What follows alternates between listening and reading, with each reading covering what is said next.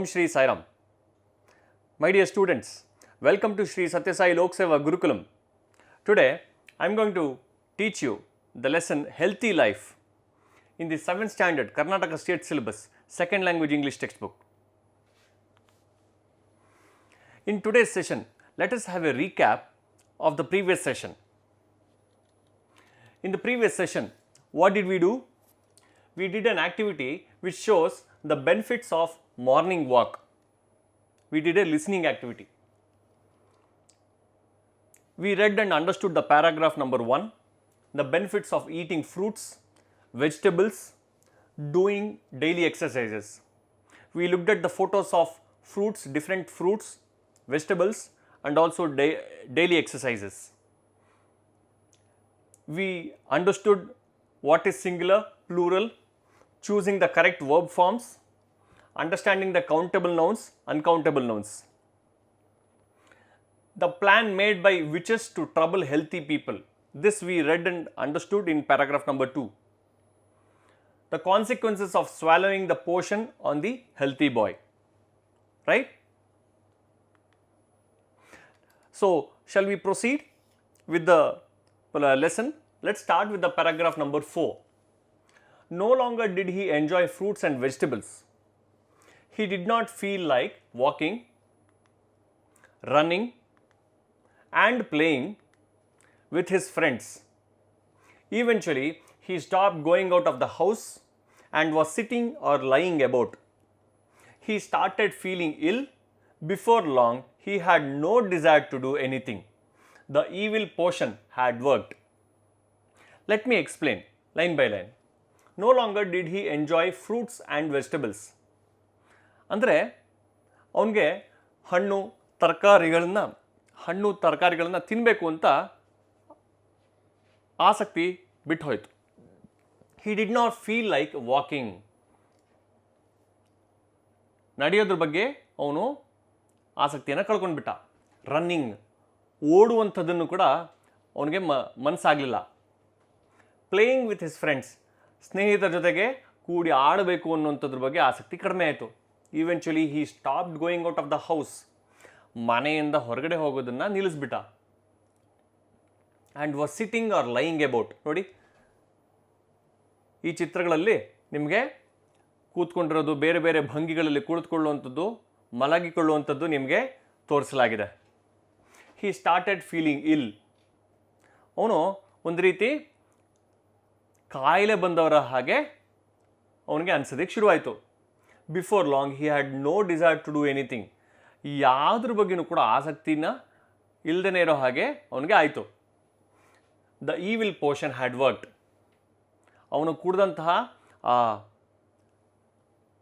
ದ್ರವ್ಯ ಏನಿತ್ತು ಅದು ಕೆಲಸ ಮಾಡೋದಕ್ಕೆ ಆರಂಭ ಮಾಡ್ತು. And the worst thing of all was that the witches had learned to jump from one person to another like virus. They managed to turn the effect of the potion into one of the worst diseases, the disease of wasting life. Okay? ಏನಿದು ಅದರ ಅರ್ಥ? And the worst thing of all,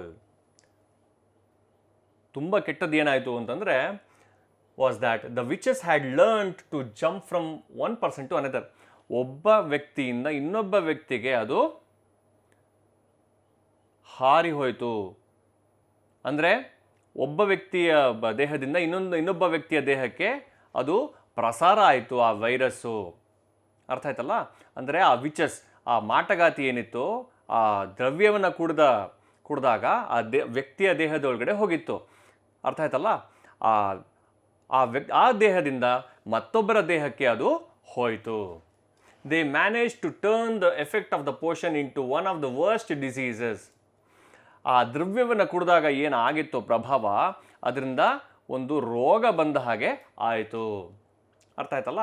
ಏನದು ರೋಗ? The disease of wasting life. ಜೀವನವನ್ನು ಹಾಳು ಮಾಡುವ ಒಂದು ಮನೋಭಾವ ಉಂಟಾಯಿತು. ಯಾವುದರಿಂದಾಗಿ? ಆ ದ್ರವ್ಯವನ್ನು ಕುಡಿದಿದ್ದರಿಂದಾಗಿ. ಈಗ let us look at the vocabulary.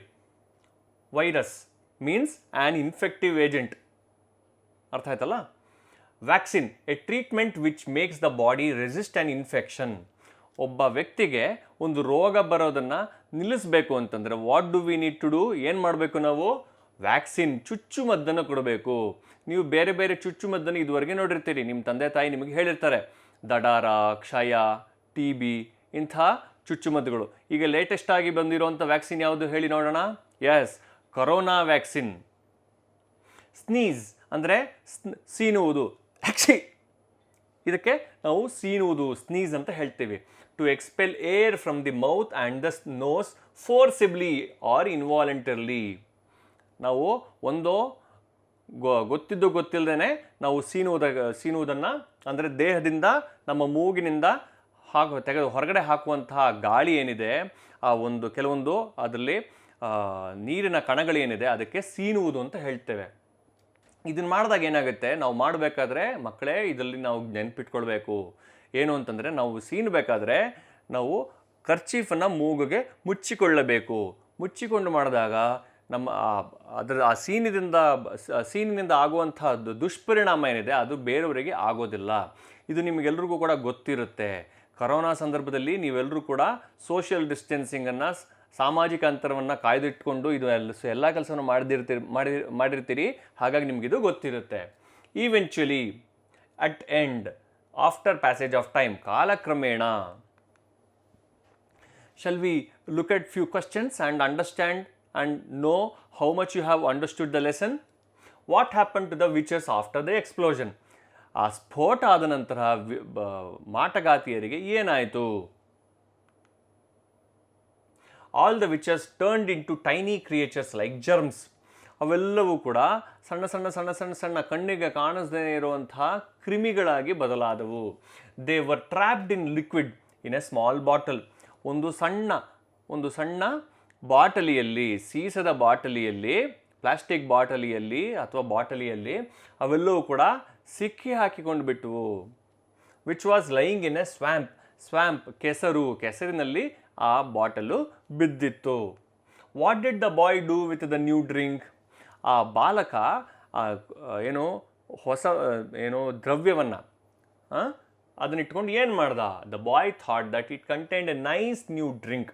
ಅದರಲ್ಲಿ ಒಳ್ಳೆಯ ರುಚಿಯಾದಂತಹ ಪೇಯ ಇದೆ ಅಂತ ಅವನು ತಿಳ್ಕೊಂಡು ಯೋಚನೆ ಮಾಡ್ದ, ಭಾವಿಸ್ದ.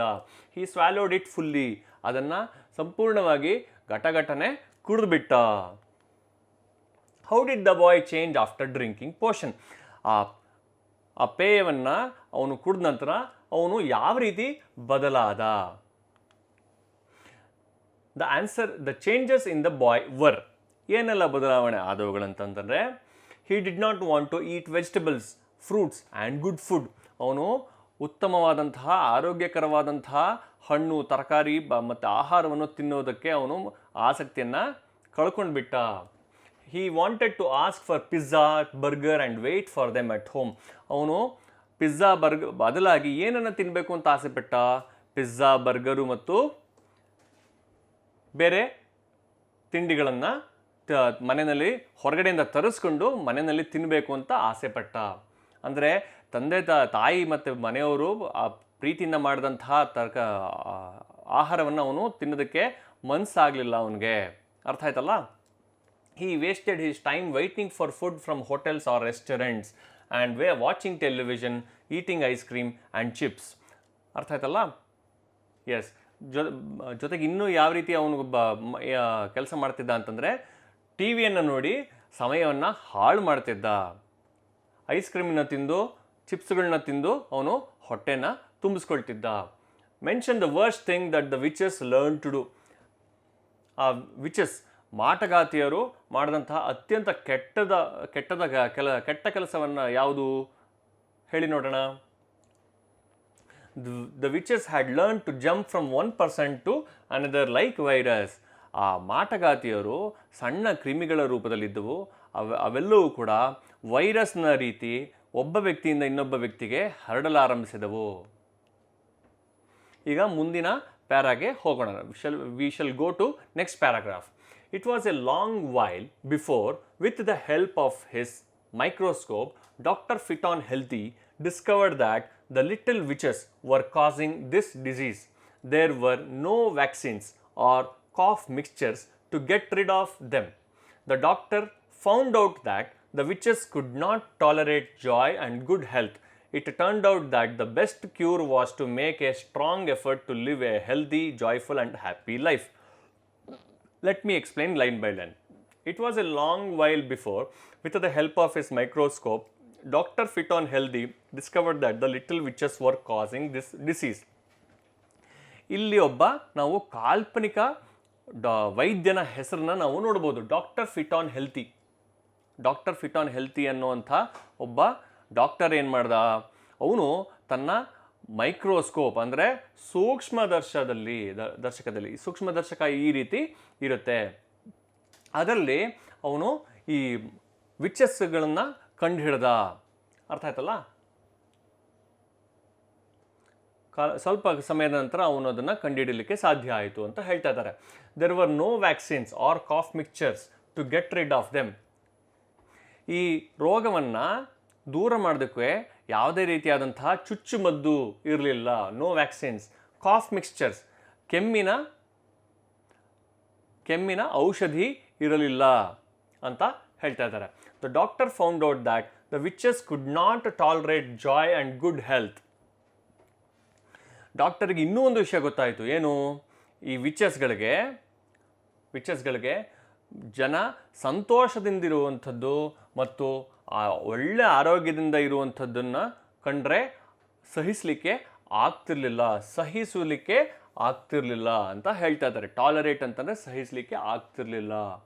Okay, could not tolerate. It turned out that the best cure was to make a strong effort to live a healthy, joyful and happy life. ಹಾಗಿದ್ರೆ ಏನು ಮಾಡಬೇಕು? ಈ ಬೆಸ್ಟ್ ಕ್ಯೂರ್, ಈ ರೋಗವನ್ನು ವಾಸಿ ಮಾಡೋದಕ್ಕೆ ಅತ್ಯಂತ ಉತ್ತಮವಾದಂಥ ಉಪಾಯ ಏನು?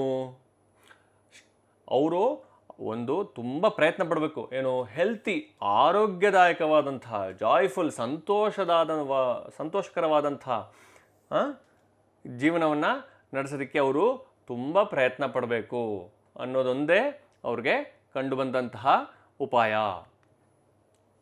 When a person became healthy, the witches had to leave that body as soon as they could, riding off on a sneeze. ಒಬ್ಬ ವ್ಯಕ್ತಿ ಆರೋಗ್ಯವಂತ ವ್ಯಕ್ತಿ ಆದ ಕೂಡಲೇ ವಿಚಸ್ ಏನು ಮಾಡಬೇಕಾಗಿತ್ತು? ಈ ರೀತಿ ಅಂತ ವ್ಯಕ್ತಿ ಸೀನದ ಕೂಡಲೇ ಅವನ ಮೂಗಿನಿಂದ ಹೊರಗಡೆ ಹೋಗಿಬಿಡಬೇಕಾಗಿತ್ತು. ವೊಕ್ಯಾಬ್ಲರಿ.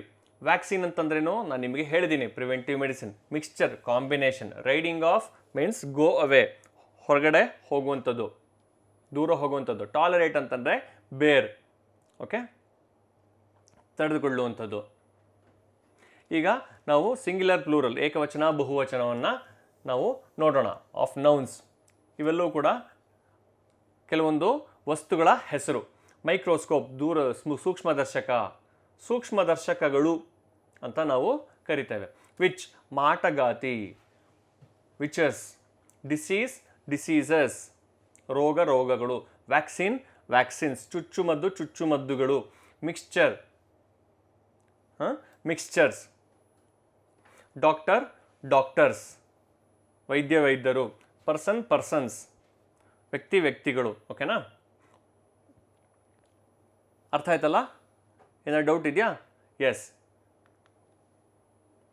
ಈಗ ಮುಂದಿನ ಪ್ಯಾರಾಗ್ರಾಫ್ ಹೋಗೋಣಲ್ಲ ನಾವು.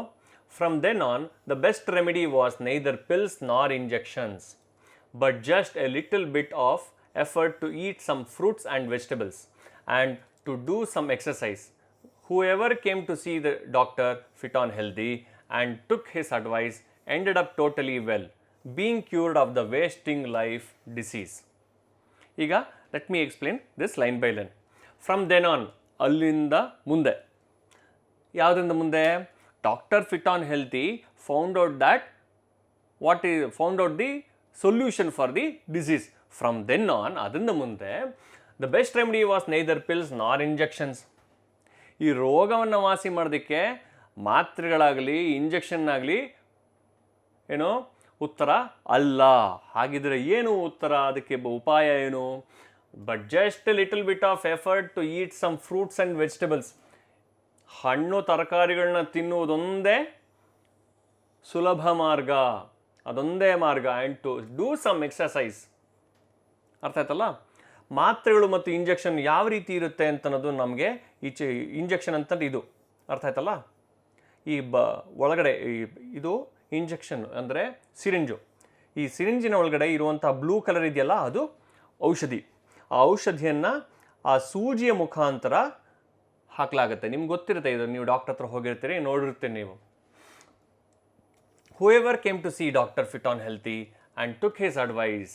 ಯಾರೇ ಈ ಡಾಕ್ಟರ್ ಫಿಟ್ ಆನ್ ಹೆಲ್ತಿ ವೈದ್ಯರ ಹತ್ರ ಬಂದು ಅವರ ಮಾರ್ಗದರ್ಶನವನ್ನು ಕೇಳಿದಾಗ ಎಂಡೆಡ್ ಅಪ್ ಟೋಟಲಿ ವೆಲ್. ಅವರೆಲ್ಲರೂ ಕೂಡ ಗುಣಮುಖರಾದರು. Being cured of the wasting life disease. ಅವರೆಲ್ಲರೂ ಕೂಡ ಜೀವನವನ್ನು ಹಾಳು ಮಾಡುವಂಥ ಒಂದು ಕೆಟ್ಟ ರೋಗದಿಂದ ಗುಣಮುಖರಾದರು. ವೊಕ್ಯಾಬ್ಲರಿ. Advice means guidance. ಅರ್ಥ ಆಯ್ತಲ್ಲ? ಉಪದೇಶ, ಮಾರ್ಗದರ್ಶನ. Let's proceed. Check your understanding. Who discovered the witches? ಮಾಟಗಾತಿಯರನ್ನ ಯಾರು ಕಂಡು ಹಿಡಿದ್ರು? ಕಂಡು ಹಿಡಿದ್ರು. Doctor fit on healthy discovered the witches. ಯಾರು ಕಂಡು ಹಿಡಿದ್ರು? Doctor fit on healthy. What did the patients do before they went to doctor fit on healthy? ಈ ಡಾಕ್ಟರ್ ಫಿಟ್ ಆನ್ ಹೆಲ್ತಿ ಅವರ ಹತ್ರ ಹೋಗೋಕ್ಕಿಂತ ಮುಂಚೆ ಪೇಷಂಟ್ಸು, ರೋಗಿಗಳು ಏನು ಮಾಡ್ತಿದ್ರು? The patients were wasting their time and life. ಅವರು ತಮ್ಮ ಜೀವನವನ್ನು, ತಮ್ಮ ಸಮಯವನ್ನು ಹಾಳು ಮಾಡ್ತಿದ್ರು. They were not eating healthy food. ಅವರೆಲ್ಲರೂ ಕೂಡ ಆರೋಗ್ಯಕರವಾದಂಥ ಆಹಾರವನ್ನು ತಿಂತಿರಲಿಲ್ಲ. They were watching T V. ಅವರು ಟಿ ವಿಯನ್ನು ಹೆಚ್ಚು ಕಾಲ ನೋಡ್ತಿದ್ರು. Most of the time they were all being lazy doing nothing. ಅವರು ಸೋಮಾರಿಗಳಾಗಿ ಜೀವನವನ್ನು ನಡೆಸ್ತಾ ಇದ್ರು, ಏನು ಕೆಲಸ ಮಾಡ್ದೇನೆ. ಅರ್ಥ ಆಯ್ತಲ್ಲ? Yes. What was the advice of doctor fit on healthy? Doctor fit on healthy ಇರವರ ಅಡ್ವೈಸ್, ಉಪದೇಶ ಏನಾಗಿತ್ತು? The advice was to eat some fruits and vegetables and to do some exercises. ಹಣ್ಣು ತರಕಾರಿಗಳನ್ನು ತಿನ್ನಿ, ಚೆನ್ನಾಗಿ ವ್ಯಾಯಾಮ ಮಾಡಿ ಎನ್ನುವುದೊಂದೇ ಅವರ ಉಪದೇಶ ಆಗಿತ್ತು. Vocabulary. Okay, let's fill in the blanks using suitable words from the words. ಈ ಕೆಳಗೆ ನಿಮಗೆ ಒಂದು ವಾಕ್ಯ ಕೊಡಲಾಗಿದೆ. ಬ್ರಾಕೆಟ್ನಲ್ಲಿ ನಿಮಗೆ 2 ಶಬ್ದಗಳನ್ನು ಕೊಡಲಾಗಿದೆ. ಇದರಲ್ಲಿ ಸೂಕ್ತವಾದಂತಹ ಶಬ್ದವನ್ನು ಇದರಲ್ಲಿ ತುಂಬಿ ನೀವು ಸಂಪೂರ್ಣಗೊಳಿಸಬೇಕು. Even in brackets. 1 is done for you. ಒಂದನ್ನು ನಿಮಗೆ ಇಲ್ಲಿ ಉದಾಹರಣೆಗೆ ಕೊಡಲಾಗಿದೆ. ಯಾವುದದು? Minnie ate a variety of food items and loved fruits and vegetables. Minnie ಅನ್ನೋರು ಒಬ್ಬರು ವ್ಯಕ್ತಿ. Ate a variety of food items. ತರತರವಾದ ವಿಧವಾದ ಫುಡ್ ಐಟಮ್ಸ್, ಆಹಾರ ಪದಾರ್ಥಗಳನ್ನು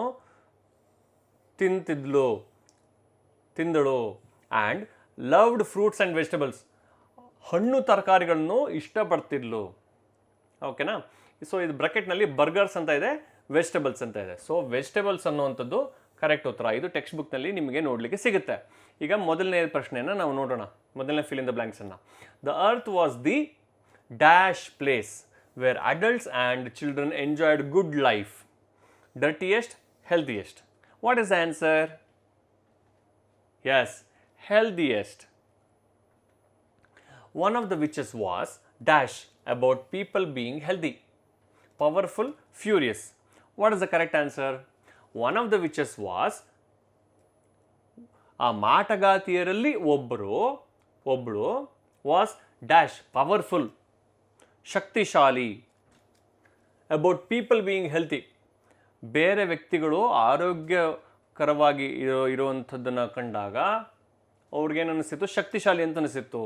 ಫ್ಯೂರಿಯಸ್, ಕೋಪ ಬರ್ತಿತ್ತು. ಯಾವುದು ಇದರಲ್ಲಿ ಸರಿಯಾದ ಉತ್ತರ ಹೇಳಿ ನೋಡೋಣ. Yes, furious. There was a big dash that destroyed the forest. ಕಾಡನ್ನು ಯಾವುದೋ ನಾಶ ಮಾಡ್ತು. Thunder explosion. ಥಂಡರ್ ಅಂತಂದ್ರೇನು ಹೇಳಿ ನೋಡೋಣ.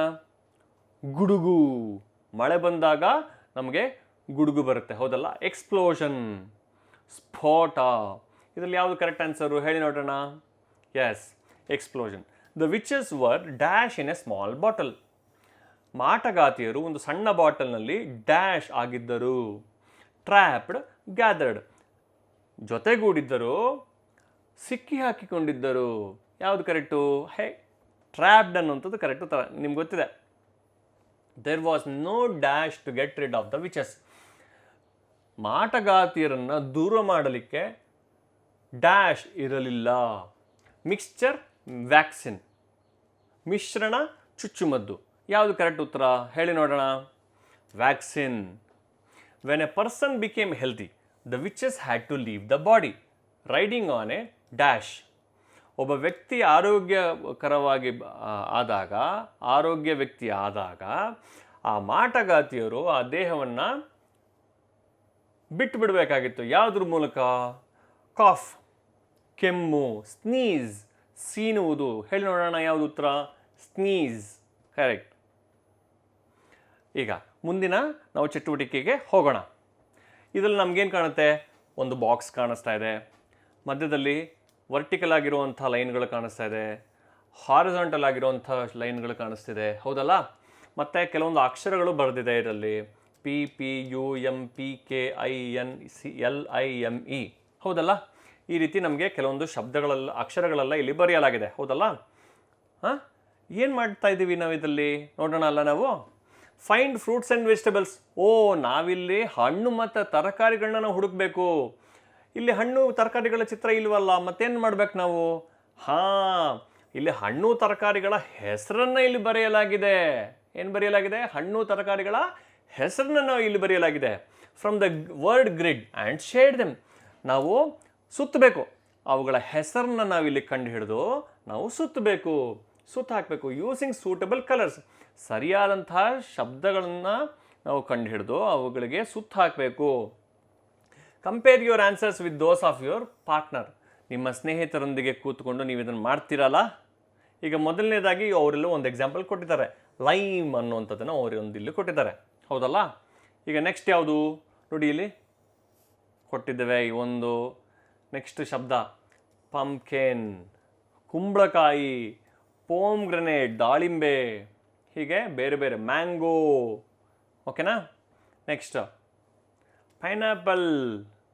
ಸೊ ಹೀಗೆ ತರತರಾವರಿಯಾದಂತಹ ಹಣ್ಣು ತರಕಾರಿಗಳ ಹೆಸರನ್ನ ಇಲ್ಲಿ ನಿಮಗೆ ನಾನು ಗುರುತಿಸಿ ಕೊಡ್ತಾ ಇದ್ದೀನಿ. ಸೊ ಇದನ್ನೆಲ್ಲ ನೀವು ಬರ್ಕೊಳ್ತೀರಲ್ಲ ನಿಮ್ಮ ನೋಟ್ಸ್ನಲ್ಲಿ, ನಿಮ್ಮ ಪುಸ್ತಕದಲ್ಲಿ ಒಂದು ಪೆನ್ನಿನ ಸಹಾಯ ತಗೊಂಡು ನೀವು ಬರ್ಕೊಳ್ಬೇಕು. ಬರ್ಕೊಂಡಾಗ ಏನಾಗುತ್ತೆ? ನಿಮಗೆ ತಲೆಯಲ್ಲಿ ಶಾಶ್ವತವಾಗಿ ಉಳಿಯುತ್ತೆ. 10 ಸರ್ತಿ ಓದೋದು ಒಂದೇ, 1 ಸರ್ತಿ ಬರೆಯೋದು ಒಂದೇ. ನೆನಪಿರಲಿ ಮಕ್ಕಳೇ. ಈಗ ನಾವು ಮುಂದಿನ ಚಟುವಟಿಕೆಗೆ ಹೋಗೋಣ. Discuss with your partner and answer the following questions. ಓಕೆನಾ? ಈ ಕೆಳಗಿನ ಪ್ರಶ್ನೆಗಳನ್ನು ನೀವು ಚರ್ಚಿಸಿ ಉತ್ತರವನ್ನು ಬರೆಯಿರಿ.